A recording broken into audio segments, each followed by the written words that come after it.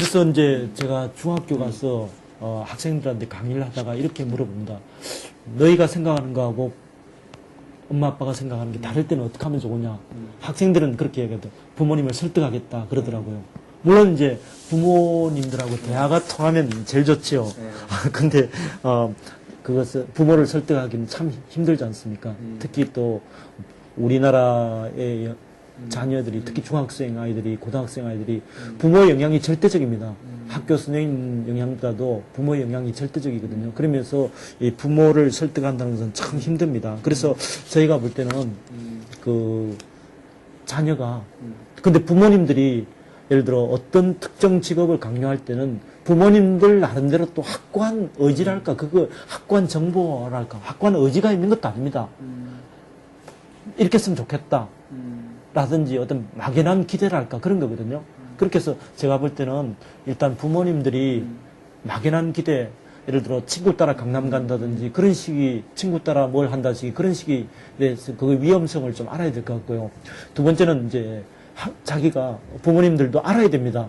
이제는 정보화 시대지 않습니까?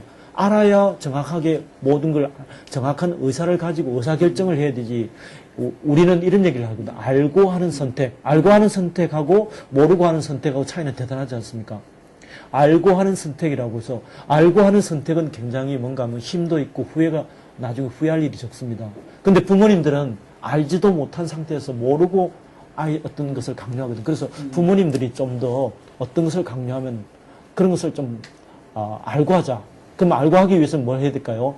부모님과 아이가 그 사람들이 그런 아이가 부모님들이 희망한 직업, 아이가 희망한 직업에 종사하는 사람들을 만나게 할 수 있는 그런 게 있습니다. 제일 좋은 방법은요, 우리나라에 각종 협회란 게 있지 않습니까?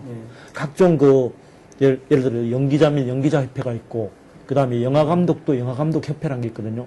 어떤 그 협회라는 것이 어떤 그 사람들의 종사하는 그 의견을 대표하는 공식적인 모임이라고 생각했는데 그 협회에 보면 이런 사람이 있습니다. 대외 관계를 담당하거나 홍보를 담당하는 사람들이 있거든요.